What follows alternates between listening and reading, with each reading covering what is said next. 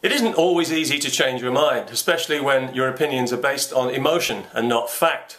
But I'm encouraged to see that some people are beginning to change their mind about the situation in the Middle East, despite the relentless anti-Israel coverage we're constantly force-fed by the Western media. Because when people take the trouble to look at the facts, they quickly realize that the Palestinian cause is insultingly bogus and phony, that the terrorist Palestinian leadership are playing the free world like a Stradivarius, and that the whole problem could be solved peacefully and prosperously for everyone involved tomorrow if only they would stop murdering people and let it happen. People also realise when they look at the facts that for all the talk of an apartheid state in Israel, the only apartheid you'll find in the Middle East is in Arab countries who won't allow their Palestinians to integrate, denying them the most basic of human rights and condemning them to generations of misery and resentment because they need the refugee camps to remain permanently, festering like open sores, to gain sympathy from the gullible West and to con millions of good-hearted people here into supporting their religious war of hatred against Jews, all Jews. Indeed, the Hamas Charter specifically calls for the killing of all Jews, just in case anyone was in any doubt. However, although the tide of truth is beginning to turn, many people are still very critical of Israel's failure to abide by United Nations resolutions, especially to do with human rights. And yes, on the surface that seems a legitimate concern, assuming of course that a UN resolution is actually worth the paper it's written on. Let's pretend for the moment that it is, just for fun.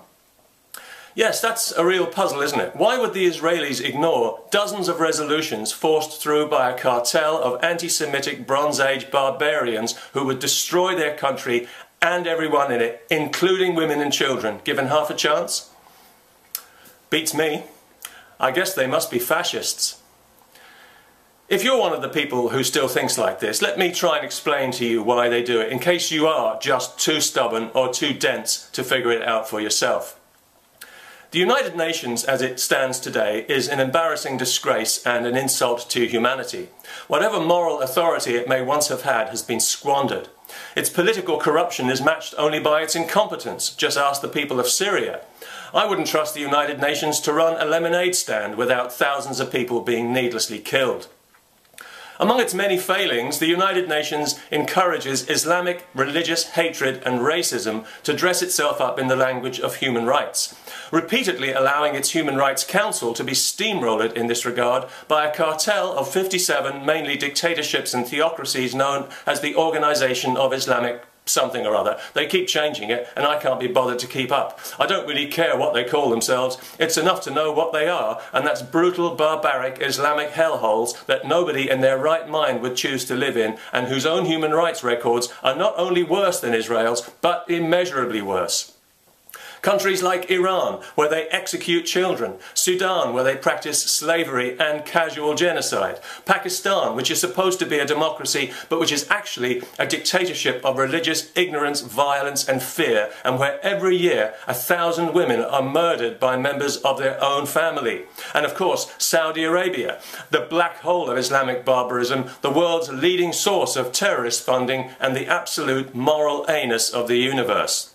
These are some of the countries behind the blizzard of resolutions directed at Israel. Countries that belong on the high moral ground the way a rattlesnake belongs in a lunchbox. Countries united by a virulent religious hatred of Jews for being Jews. These are the loudest voices at the United Nations, so of course the Israelis ignore them. It would be suicidal not to.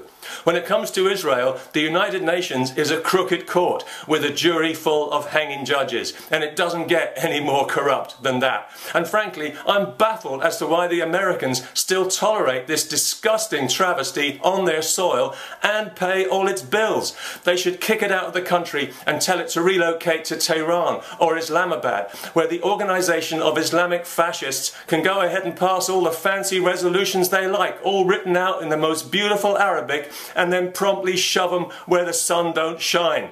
In attacking Israel over and over, while ignoring the real human rights violators, not only the Islamic barbarians, but the North Koreas and the Burmas of this world, the United Nations has shown itself to be nakedly partisan and to be effectively an enemy of Israel. And as I see it, unless you're an idiot, or a Western liberal, you don't take orders from your enemies.